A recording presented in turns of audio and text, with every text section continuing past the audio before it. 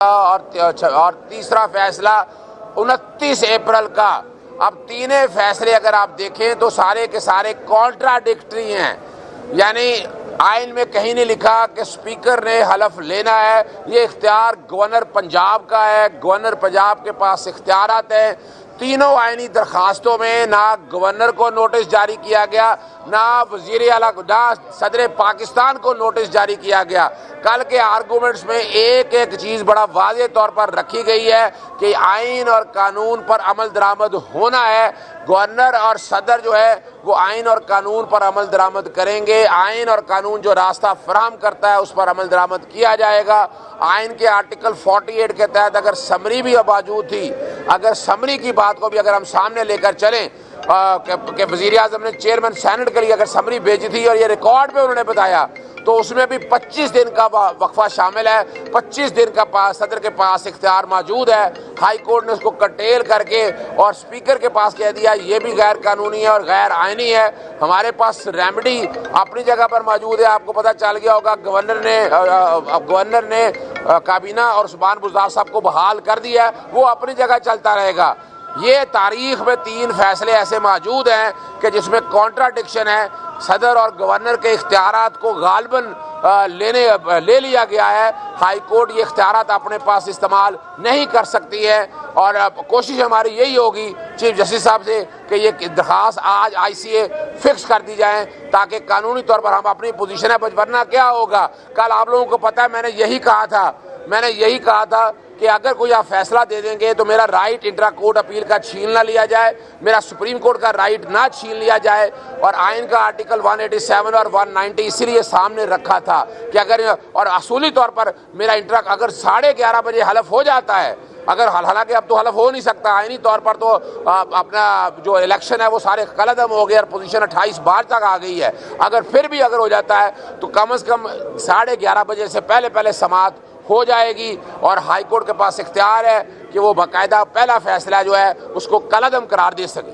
اچھا مجھے یہ بتائیے گا ڈاکٹر صاحب کہ درخواست مقرر ہونے سے پہلے اگر حلف ہو جاتا ہے تو کیا جو ہائی کورٹ کا فیصلہ ہے وہ برقرار رہے گا؟ دوسرا جو آپ ایک آئینی بحران کی بات کر رہے ہیں، استعفیٰ مسترد ہو گیا، تو اس صورت میں لاہور ہائی کورٹ کا جو یہ فیصلہ ہے اس کی کیا قانونی حیثیت ہے؟ دیکھیے، لاہور ہائی کورٹ کا فیصلہ تاریخ میں نہیں رہنا چاہیے۔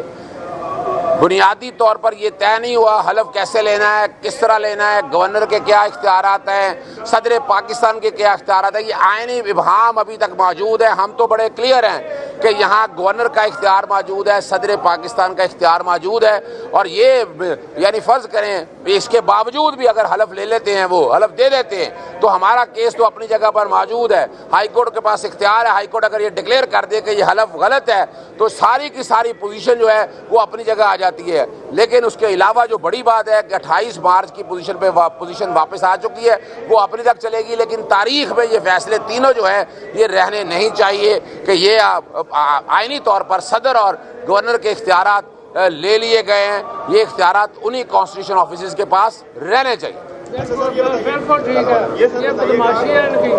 سر یہ بتائیے گا کہ گورنر پنجاب نے وزیر اعلیٰ عثمان بزدار کا استعفیٰ مسترد کر دیا ہے، جبکہ یہ سارے پروسیس میں عثمان بزدار چودھری پرویز رائی کے ساتھ بھی رہے اور ان کے کاغذات پر دستخط بھی کیے، اور چودھری سرور نے ان کا استعفیٰ منظور بھی کیا۔ اس حوالے سے آئینی رائے کیا ہے؟ آیا کہ ان کا استعفیٰ پہلے آلریڈی منظور ہو چکا ہے یا نہیں؟ دیکھیں میں آپ کے سامنے سمپل سی مثال رکھتا ہوں آپ کے سامنے کہ پاکستان تحریک انصاف کے MNs نے استعفیٰ دیا، قاسم سوری نے منظور کیا، نوٹیفیکیشن آ گیا، لیکن اسپیکر نیشنل اسمبلی نے کہا کہ وہ دستخط اپنے جیسے نہیں آیا، خود نہیں لکھا، سارے کے سارے استعفے رد کر دیے گئے۔ اور الیکشن کمیشن نے بھی کہا ہے کہ جب تک اسپیکر فیصلہ نہیں کرتے ہیں تب تک نہیں ہوگا۔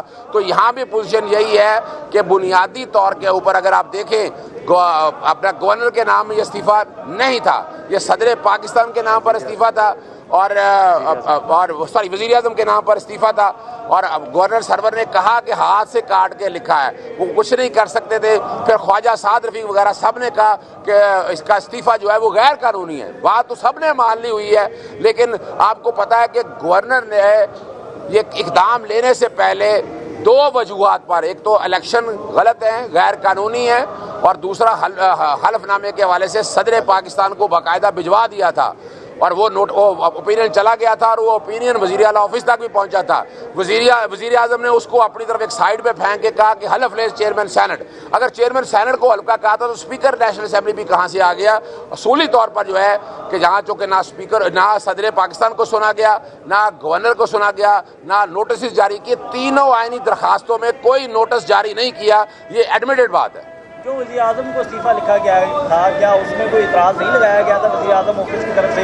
क्या आइनी तौर पर आप तो वज़ीर आज़म को इस्तीफ़ा दे ही नहीं सकते, और इसी इस्तीफ़े के ऊपर जो है फिर गवर्नर पंजाब ने इसको इंडोर्स कर दिया उस वक्त के चौधरी सरवर ने, तो उस वक्त निशानदेही नहीं की गई थी कि ये आइन के खिलाफ जो है वो एक फैसला हो गया? देखें, अब पहली तो बात है कि गवर्नर के इस्तीफ़े का वज़ीर आज़म ऑफिस से कोई ताल्लुक़ नहीं है, कोई ताल्लुक नहीं है वज़ीर आज़म का। वज़ीर आज़म का कोई रोल नहीं है इस इस्तीफ़े मंजूर करने के हवाले से। इस्तीफ़ा अगर मंजूर करना था तो वो गवर्नर ने करना था, और एडमिटेडली ये इस्तीफ़ा गवर्नर के पास नहीं गया, ना उस्मान बुज़दार ने अपने हाथ से लिखा। ये दो कानूनी निकात ऐसे हैं कि जिसकी बुनियाद पर गवर्नर ने फैसला कर दिया। गवर्नर ने बाकायदा उस्मान बुज़दार और उनकी काबीना को बहाल कर दिया। गवर्नर सरवर ने ये कहा था कि मुझे वज़ीर आज़म हाउस बुलाकर मेरे सामने परवेज़ खटक ने ये इस्तीफ़ा रखा और कहा कि इसके ऊपर साइन कर दें, यानी ये रकमाल बनाया हुआ था। इसके हवाले से देखिए, परवेज़ खटक साहब का क्या इख्तियार है? बात तो आइनी और कानूनी है। वज़ीर आज़म के पास इस हवाले से इस्तीफ़े के कॉन्टेक्स्ट में इख्तियारात नहीं थे। और दूसरी बात, बड़ी सिंपल सी बात है कि गवर्नर ने, आप लोगों ने देख लिया, सरवर गुलाम चौधरी सरवर ने भी कहा और मौजूदा गवर्नर ने उस अपने आइनी इख्तियारात को इस्तेमाल करके उसको इस्तीफ़े को रद्द कर दिया। आज दे दें उस्मान बुज़दार, दोबारा इस्तीफ़ा आज दे दें, वो इस्तीफ़ा मान सकते हैं, इसमें तो कोई शक नहीं है। अच्छा अजहर साहब, आखिरी सवाल ये है कि क्या अब वज़ीर आला के पास इख्तियारात आ गए हैं और वो तहलील कर सकते हैं पंजाब असम्बली की? देखें, असूल आइनी और कानूनी तौर पर अब तो पहली बात है कि तहरीक अदम एतमाद इस वक्त कोई रिकॉर्ड के ऊपर नहीं है। काबीना बहाल हो चुकी है, वज़ीर आला बहाल हो चुके हैं, तो वज़ीर आला अपने आइनी और कानूनी इख्तियारात हैं, चाहे वो असेंबलियाँ तहलील करनी हो और जो भी मामलात हैं उसके मुताबिक अपने इख्तियारात वो इस्तेमाल कर सकते हैं। उसमें असेंबलियाँ तहलील करने का भी इख्तियार उनके पास मौजूद है। पर ये बड़े आसान काम है। आज चाहिए कि यानी मैं अगर होता तो तहरीक अदम एतमाद आज दोबारा ले आए, या आप तहरीक अदम एतमाद दोबारा ले आए, आपके पास इख्तियार मौजूद है। लेकिन तहरीक अदम एतमाद अगर आप ना लाए तो वज़ीर आला और काबीना के पास इख्तियार मौजूद है कि वो असेंबलियाँ डिसॉल्व कर सकते हैं। अच्छा सर, ये बताइएगा कि इस स्टेज पर जब पंजाब में आइनी बहरान चल रहा है, दूसरी पार्टी ये कह रही है, दावा कर रही है इस स्टेज पर गवर्नर राज सूबे में लगा सकता है। देखें, बुनियादी तौर पर तरीक़ाकार ये है, अब जो गवर्नर राज दो महीने के लिए लगाया जा सकता है। मैं नहीं समझता कि ऐसी ऑप्शन लगाई जा सकती है कि वफाकी हुकूमत इस वक्त पाकिस्तान मुस्लिम लीग नून की है, लेकिन ये एमरजेंसी लगाने का इख्तियार आज भी मौजूद है। मेरा ख्याल है कि ये जो ऑप्शन मौजूद है उन ऑप्शन को सामने रख के बेस्ट ऑप्शन देखी जाएगी जो इस मुल्क में आइनी बहरान ख़त्म किया जा सके और बातें आगे की तरफ जा सकें। सैयद मुसलमान